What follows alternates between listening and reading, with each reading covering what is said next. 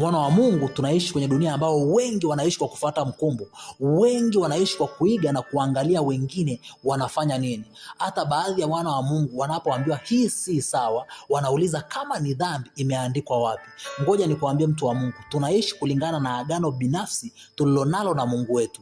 Wewe ni kuhani wa kizazi hiki. Makuhani kwenye agano la kale hawakuruhusiwa kuishi maisha yanayofanana na wengine. Kuna vitu ambavyo vilikuwa halali kwa wengine, lakini kwa makuhani havikuwa halali. Na wewe kama kuhani wa kizazi hiki, ni kuhani kwenye agano jipya, uruhusiwi kufanana na dunia.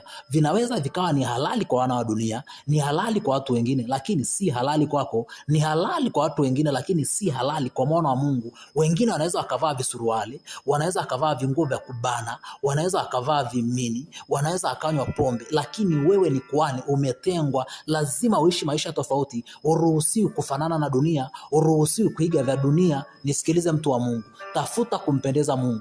Usiangalie wengine wanaishije, usiangalie kwa sababu wengine wanafanya. Angalia kwa sababu agano lako na Mungu wako linaruhusu. Angalia vile ambavyo vinampendeza Mungu wako. Tafuta kumpendeza Mungu wako, tafuta kuupendeza moyo wa Baba. Ukiishi maisha ya kumpendeza Mungu, utafanikiwa mtu wa Mungu. Ukiishi maisha ya kuangalia Mungu anataka nini, utafanikiwa na utaurithi uzima wa milele katika jina la Yesu Kristo.